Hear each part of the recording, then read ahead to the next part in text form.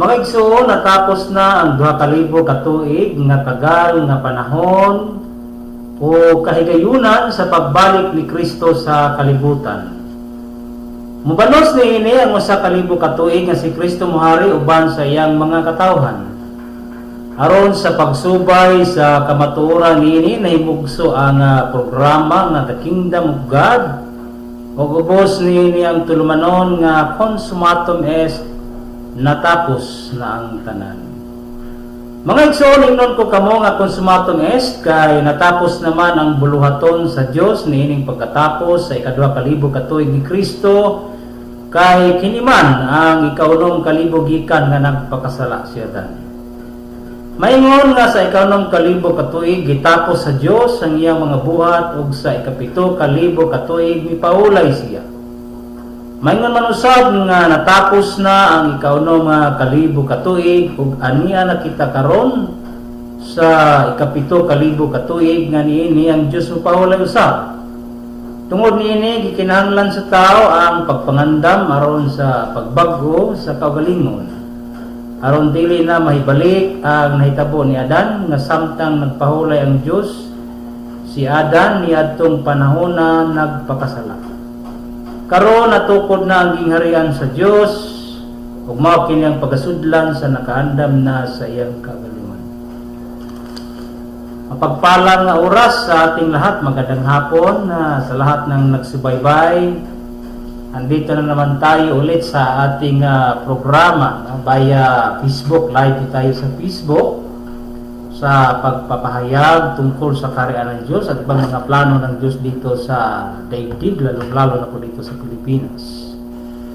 Pero bago pa man ang lahat, nais po muna namin pagbigay puri at pagalang ng aming dakilang guro, ang aming mahal na supremo sa kaharian ng Diyos. Walang iba, mahal na Hari Philemon Oriang Bonanza, ang nagtatag ng The Kingdom of God in the New Jerusalem, kaharian ng Diyos sa bagong Jerusalem. At sa ngalan din ng ating presidente ngayon sa The Kingdom of God na si mahal na Prinsipe Rocky Oriang Bonanza, na siya rin po ang presidente ng The Royal Alpha Omega Ring Trading Corporation. At ganun din sa presidente ng ating isang korporasyon sa Philippine Deuterium Development and Management Corporation, si Haring Adolfo Oriang Bonanza. Itong ang dalawang mga corporations na nag-joint venture bilang implementing arms ng The Kingdom of God. Siyang proponent ng Deuterium Project sa Pilipinas. At sa lahat ng ating mga mahal na reyna na dito ngayon sa Purok New Jerusalem, sa lahat ng mga leaders sa The Kingdom of God sa buong Pilipinas, mula sa region, probinsya, mga munisipalidad, down to barangay, lahat ng mga kasapi sa kaharian ng Diyos at lahat ng nagsubaybay, magandang hapon sa ating lahat. Mga kapatid, sa oras na ito ay pag-uusapan po natin ang kalagayan ng Pilipinas na siyang binigyan ni Kristo ng kaharian ng Diyos. Kaya paulit-ulit po namin itong sinabi sa inyo bilang paalala na hindi po natin kayang i-refute ang sinabi ni Kristo na hanapin niyo muna ang kaharian ng Diyos at ang kanyang katuwiran at lahat ng mga bagay ay pawang itaragtag. Pilipinas ang binigyan ni Kristo ng kaharian ng Diyos, kaya dito ipaluwalhati ang Diyos sa Israel dito sa Pilipinas na bansang nasa silanganan at mga pulo ng dagat. Kaya sa gitna ng mga pagsubok, sa gitna ng mga kapighatian, ay plano din ng Diyos na aalisin ang mga kapighatian, yung mga kahirapan na dinanas natin ngayon sa pagdating ng takdang panahon. So kung basahin po natin ang plano ng Diyos sa buong daigdig, pero mangunguna muna dito sa bansang Pilipinas. Ito yung bansang kanyang hinirang sapagkat ito yung bansang pinili na ng Diyos. Hinirang, pinili, kaya ang mga Pilipino, ulitin ko po, tayong lahat bilang mga tunay na maharlika, mga dugong hari, na hindi hari na pantao, kundi Diyos ang nagtawag sa atin na magiging isang kaharian. Kaya mga maharlika, mga royal blood people, chosen people, tayong mga Pilipino. So ano ang plano ng Diyos, mga kapatid? Ito ang kanyang sinabi sa Apokalipsis 21:4. At papahirin niya ang bawat luha sa kanilang mga mata at hindi na magkakaroon ng kamatayan.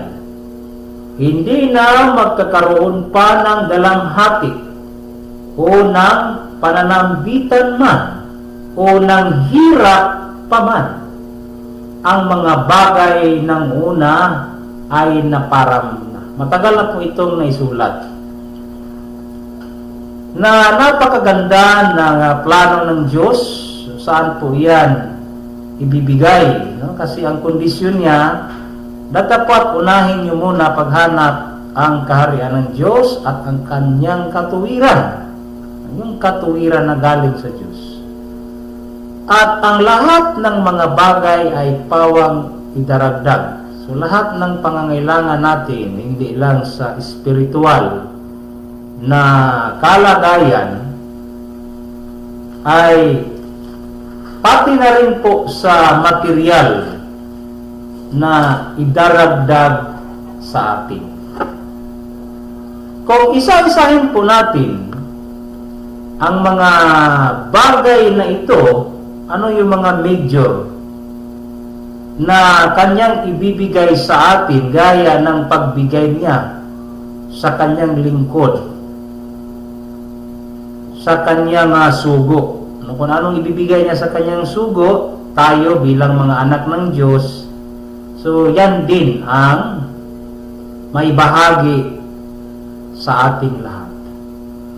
Sapagkat sinabi din dito, mga kapatid, nang nagsasabi sa malakas na karapat-dapat ng kordero na pinatay upang tumanggap ng anong tatanggapin. Kung ano ang tatanggapin ni Kristo bilang ating Ama, siya din ating tatanggapin, mga kapatid. Ano ang tatanggapin ng kordero? Unang-una, kapangyarihan, kayamanan, karunungan, kalakasan, kapurihan, at kaluwalhatian at pagpapala. So, 7 mga bagay ang binanggit sa ayon sa ating binasa. No? Napakagandang plano ng Diyos na hindi lang tayo bibigyan ng kapangyarihan, sapagkat ang kaharian ng Diyos po ay kapangyarihan. No? Ayon sa Korinto 4:20 na ang kaharian ng Diyos ay kapangyarihan. Yan ang ibinigay sa atin. Maliban doon sa kapangyarihan, magbibigay din ng Diyos ng kayamanan, na tiknot, kayamanan. Kung mabigyan na tayo, meron ng kayamanan, hindi lang kayamanan ang ibibigay ng Diyos. Karunungan, yung wisdom na galing sa Diyos. Hindi yung karunungan na batay din sa ating mga natutunan sa pamamagitan ng pag-aaral. Knowledge po yun. Kung tumatawag yun na karunungan, ang punto dito na yung karunungan na galing sa Diyos. At kalakasan, no? Ano yung kalakasan sa ating mga pangangatawan, maging malakas tayo, bansang Pilipinas, maging malakas sa anumang paraan, sa anumang larangan ng pagsubok ng buhay, nandyan yung kalakasan. At kapurihan. So darating ang panahon na ang mga Pilipino, lalong-lalo na itong bansang Pilipinas, ay pupurihin ng mga bansa at kaluwalhatian at pagpapala. So yan po ang pag-usapan natin ng mga bagay na idaragdag sa Diyos sa atin. Batay din sa mga hula na siyang totoong magaganap dito sa bansang Pilipinas. Ang isa sa mga hula na ito, mga kapatid, ay mabasa po natin, no, dito sa Isaiah 60 verse 5. Anong sabi? Kung magkagayon ikaw ay makakita at maliliwanagan ka, at iyong puso ay titibok at lalaki sapagkat ang kasaganaan ng dagat, okay, binanggit specifically, sapagkat ang kasaganaan ng dagat ay mababalik sa iyo, ang kayamanan ng mga bansa ay darating sa iyo. So, kung susuriin po natin ang propesiya na ito, mga kapatid, saan kayang bansa ito magaganap?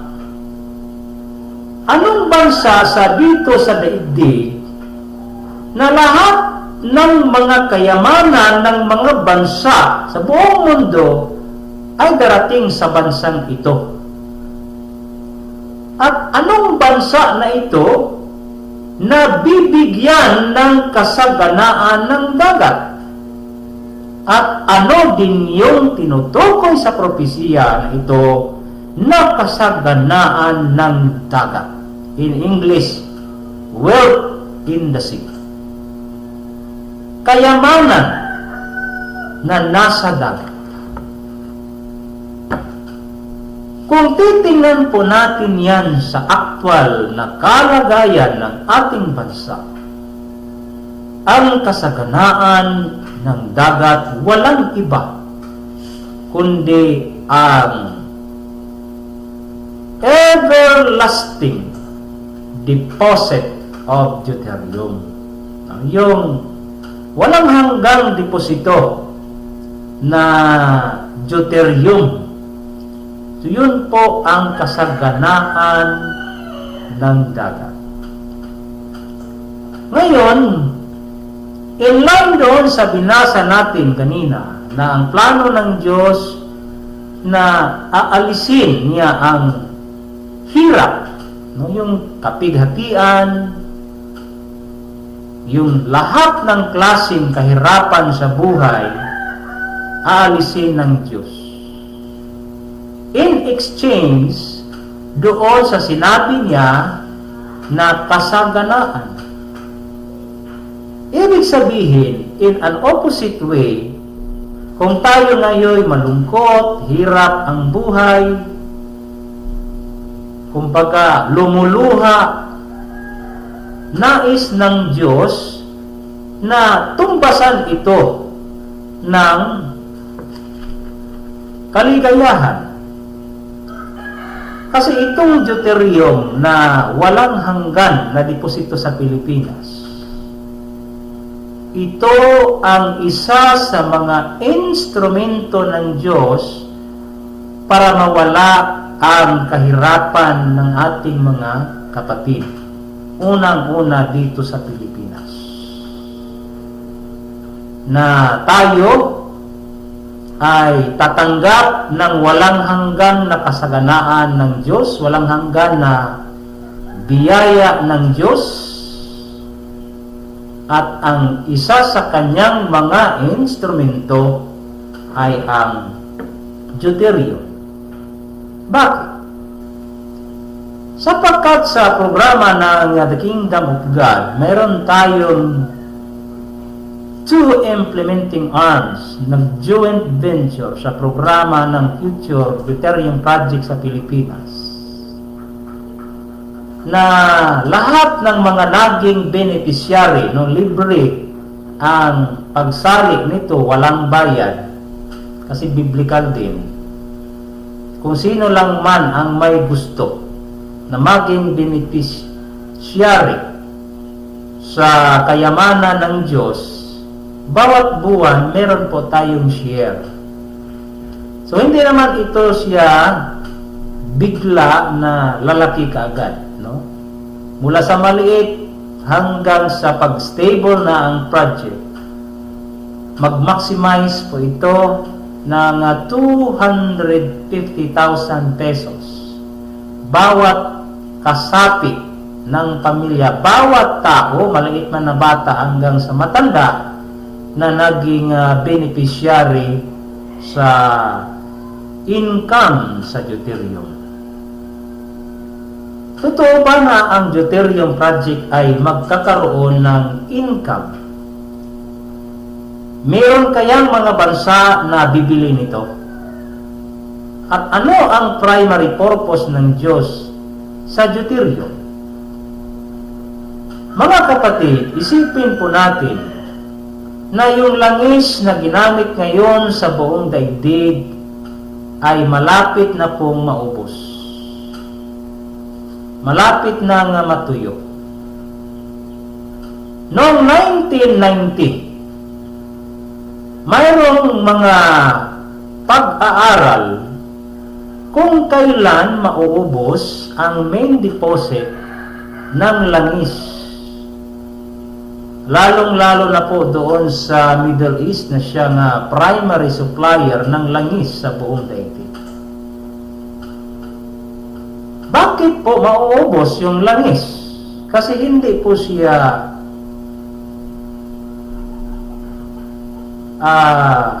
bigay, no? Hindi po siya process na unlimited, no? Limited po siya kasi galing po yan sa fossil fuel. Itong langis natin na galing sa fossil fuel, mga kapatid, galing po yan sa mga patay na hayop na nabaon sa lupa nung unang panahon. So, limited lang po yon batay sa kanilang pagsusuri sa mga scientists na mauubos na yan unti-unti sa 2023, 2022, 2021, 2018. Ganon ang kanilang mga pagsusuri, no? Iba't ibang tao pero very close to each other. Merong nagsasabi na 2018 matutuyo na. Pinipredict na yan noong 1990. Merong nagsasabi na ang langis ay wala na, ubos na by the year 2021, 2022, 2023. O kung meron mang research na hanggang 2030, 2034. So, malapit lang ang kanilang findings. So, pag naubos na po yan, anong mangyari sa lahat ng ekonomiya sa buong daigdig? Anong mangyari doon sa mga makinarya? Hindi na po tatakbo. Take note that the prime mover of the economy is highly dependent on the supply of the oil. Dahil sa langis. Ang maging kahalili, pag naubos na ang langis na galing sa fossil fuel, mga kapatid, ay ito na po yung deuterium. Ngayon, saan ang major deposit ng deuterium? Dito po sa Pilipinas, ang major deposit ng deuterium na bawat araw may madeposito na 85 million barrels. Ayon din sa pagsusuri, ilang barrels ba of oil o langis ang nakukonsumo sa buong daigdig bawat araw? 92, more than 92 million barrels ng langis ang nakonsumo sa buong daigdig. Kaya ang impact naman doon, nagkaroon ng global warming, karoon ng malawakan na polusyon sa ating kapaligiran. So ang solusyon naman yan na pinakamaganda ay ang deuterium. Non-toxic o non-pollutant at saka environmentally friendly. Hindi siya nakakasira sa kalikasan sapagkat pag ang deuterium o hydrogen o heavy water, pag i-fuel po yan sa mga makinarya, walang usok na lalabas, kundi purely water na pwede mong inumin. So, ganon kaganda ang deuterium.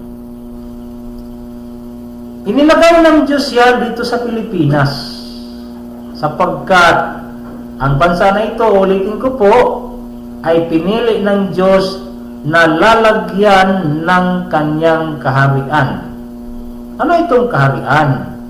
Yung gobyerno ng Diyos na noong unang panahon ay ibinigay niya doon sa bansang Israel. At kinuha ni Panginoong Hesukristo ang kaharian ng Diyos sa bansang Israel mula sa Jerusalem, kasi yun ang kapital ng gobyerno ng Diyos noong unang panahon, at ibinigay sa isang bansa. At salamat kay mahal na rin Philemon Oriam Bonancia, siya ang binigyan ng wisdom ng Diyos para maihayag sa buong daigdig, unang-una dito sa Pilipinas, na walang ibang bansa na binigyan ni Kristo ng kaharian ng Diyos. Ito lang bansang Pilipinas. Ipangako man ng Diyos na lahat ng bagay ay pawang idaragdag. Kusa po, pawang idinaragdag ang isa sa lahat ng mga bagay na nakakatulong sa mga Pilipino. Kasi programa ng Diyos batay sa binasa natin kanina na aalisin ang kahirapan. Anong instrumento? Itong Deuterium Project. Future Deuterium Project of the Philippines, na ang tamang sukat ay mag-uumpisa by the year 2022. So, hindi naman yan bigla-bigla kaagad na by the year 2022 magkakaroon na kaagad tayo ng monthly share. Hindi po ganoon. Kasi ang pagtayo ng deuterium rigs 2 to 3 years. No? Maximum of 5 years yung pagtayo ng deuterium rigs.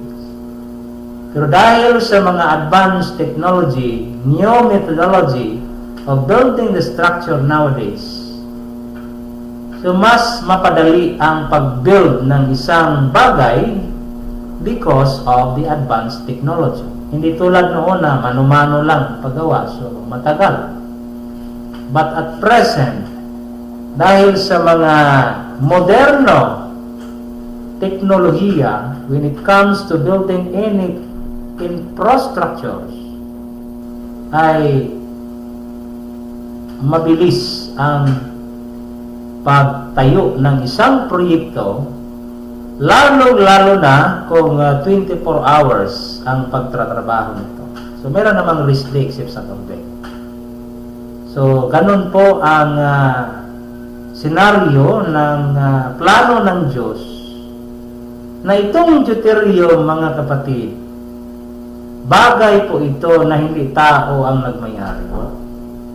Diyos po ang nagmayari nito. Gagamit lang siya ng tao, mga tao, para mailagay sa katuparan ang kanyang mga plano. So, ang mangyayari po niyan, pag maubos na po ang lahat ng langis sa buong daigdig, at ang maging kahalili nito ay itong deuterium, time will come that the Philippines shall be the only country in the whole world na siyang sole distributor of deuterium. Kaya sinabi po dito sa propesya na lahat ng kayamanan ng mga bansa, imagine, lahat ng kayamanan ng mga bansa ay darating sa iyo. Bakit? Sapagkat lahat ng mga bansa, papasok yan sa Pilipinas to negotiate na sila din ay bahagian sa deuterium kasi wala nang langis. Now, mayroong bagong mga balita ngayon na ang Japan ay gustong pumasok sa Pilipinas to conduct any research and development regarding the use of hydrogen or deuterium. So, mayroon silang technology na i-introduce sa Pilipinas kung paano gagamitin ang deuterium. Now, meron ding ibang bansa tulad ng bansang Australia pumasok sa Pilipinas the same purpose with Japan. Nais din nilang makibahagi sa programang deuterium. All throughout the past years, kung titingnan po natin mga kapatid, bakit ngayon nagsilabasan na itong mga bansa na nais pumasok sa Pilipinas? They wanted to participate deuterium programs in the Philippines. Kasi aware po sila na walang ibang solusyon sa global warming, global pollution, kasi alam na nila na paubos na ang source ng langis, and the only solution ay ang deuterium project. Kaya nga, meron silang agreement with the Department of Energy na papasok sila sa Pilipinas to conduct research concerning hydrogen. Pero hindi naman nila sinabi na pupunta kami sa Pilipinas para kami ang kukuha ng deuterium. No, kasi meron po tayong batas.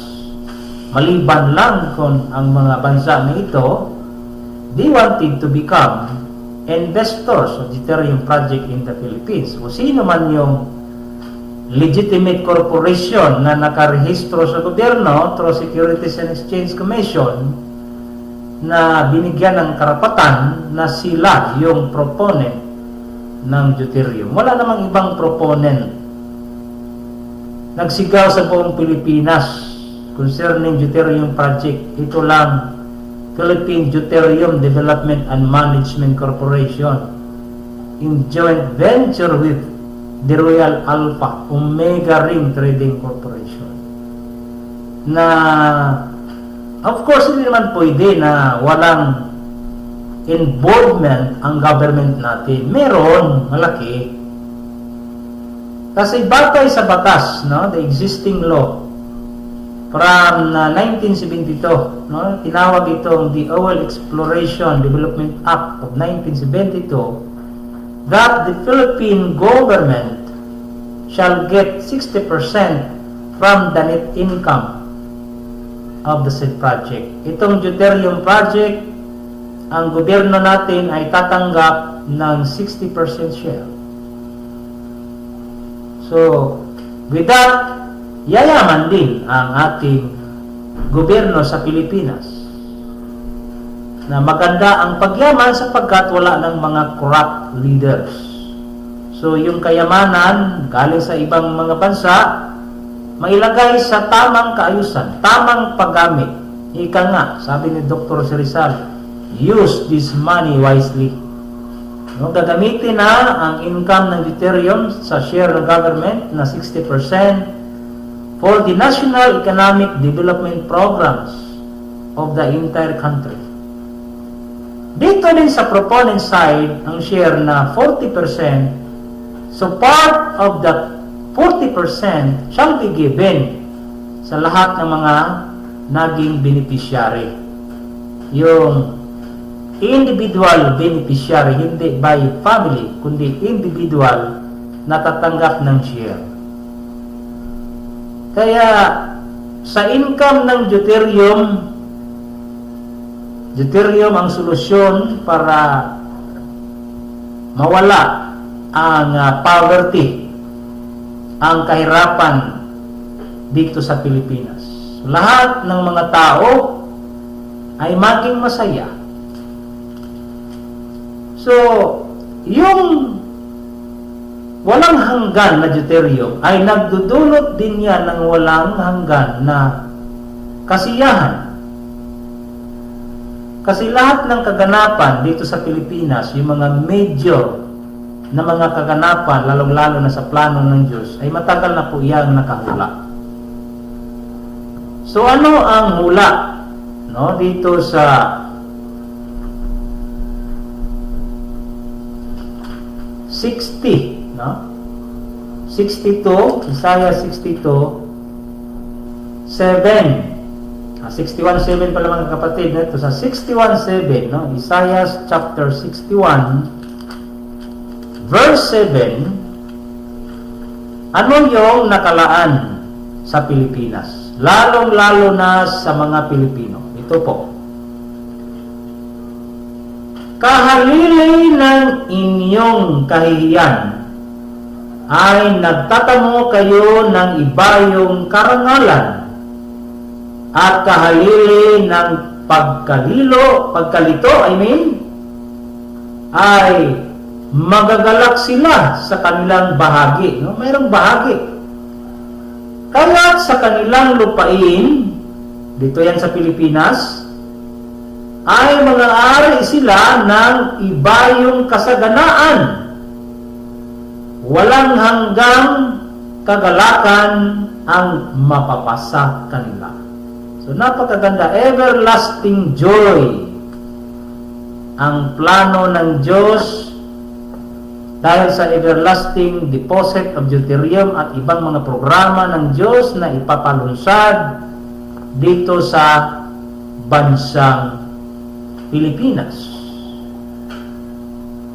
Now, kailan po yan mangyayari? So, ang time frame na binigay ng Diyos sa pamamagitan ni Mahal na Haring Philemon Oriam Bonanza,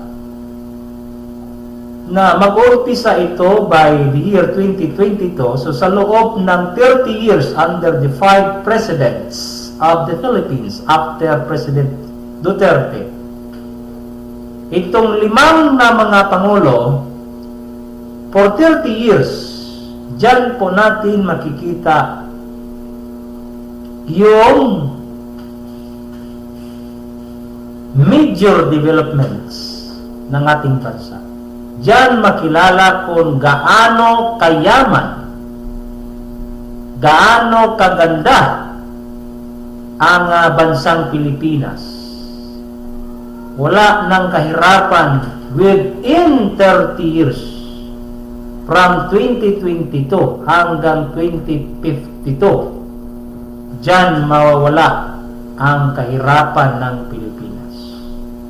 Pag lahat ng tao ay meron ng share, not only from the proponent side doon sa corporation, but also share from the government, ay wala nang mag-a-abroad ng mga Pilipino sa ibang bansa para magtrabaho. Ngayon, sino na ang maging katulong natin, no, dito sa bansang Pilipinas? Kung yan din po ba ay nakahula, no? Nakahula din po sa 61:5. Ang sabi sa Isaiah po ito, at ang mga taga-ibang lupa ay magsisitayo at mga papastol ng inyong mga kawan, at ang mga taga-ibang lupa ay magiging inyong mga ngaro at mangungubasan. So, ibig sabihin na yung magiging mga katulong na ng mga Pilipino ay taga-ibang bansa na. Yung mga taga-ibang bansa na ang pupunta sa Pilipinas para magtrabaho sa atin. Kasi wala ng kahirapan. So yun po ang magandang plano ng Diyos sa programa ng Kaharian ng Diyos dito sa bansang Pilipinas. Kaya hanggang sa muli mga kapatid, yan lang po muna ang ating tinatalakay ngayon, kung ano ang magiging kalagayan ng ating bansa. We will become the richest nation in the whole world within the span of 30 years beginning in the year 2022 until 2052. So, yan po ang malaking pag-asa ng ating bansa. Asahan po natin yan sapagkat yan po ay nakapropesya. Yan po ay plano ng Diyos para sa bansang Pilipinas, para sa mga Pilipino. Kaya sa ngayon, huwag nating sisihin ang Diyos, huwag nating sisihin ang ibang tao kung bakit nagkaroon ng pandemya, kung bakit nagkaroon ng kahirapan. Kasi ang mga bagay na yan ay aalisin ng Diyos. Kailan? Mag-umpisa sa 2022. Hindi naman yan bigla mga kapatid. Unti-unti. No? Unti-unti. Hanggang sa lahat ay may lagay sa katuparan na wala ng Pilipino na iiyak dahil sa kahirapan. Hahaba din ang ating buhay sapagkat hindi man tayo hirap. Ang ating nalang trabaho ay kung paano natin mapangalagaan ang ating sarili. Obligasyon natin yan sa Diyos na alagaan natin ang ating katawan sapagkat ito ang living temple of the Spirit of God bilang bahagi sa katawan ng Diyos. Sa ngalan ni mahal na Haring Philemon Oriang Bonanza, itong lingkod, si Edgar Piligutom, salamat din sa lahat ng mga nagsubaybay sa oras na ito. No? Diyan sa region to, no? Salamat sa inyong pagsubaybay kay Raguhos. Yan ang Rio Lita Raguhos, no? Isa sa ating mga leaders diyan sa Isabela. No? At nakasubaybay din sa atin, no? Si Reyna Shirley del Rosario. Magandang hapon sa inyo, Reyna, mapagpalang oras. At nagsubaybay din sa atin ngayon si kapatid, no, Castillo, Aring Castillo, nasa Magsaysay, Misamis Oriental. So hanggang muli mga kapatid, ay pag-usapan naman natin ang ibang mga bagay na naayon sa plano ng Diyos para sa lahat ng mga Pilipino. Again, mapagpalang oras at God bless sa ating lahat.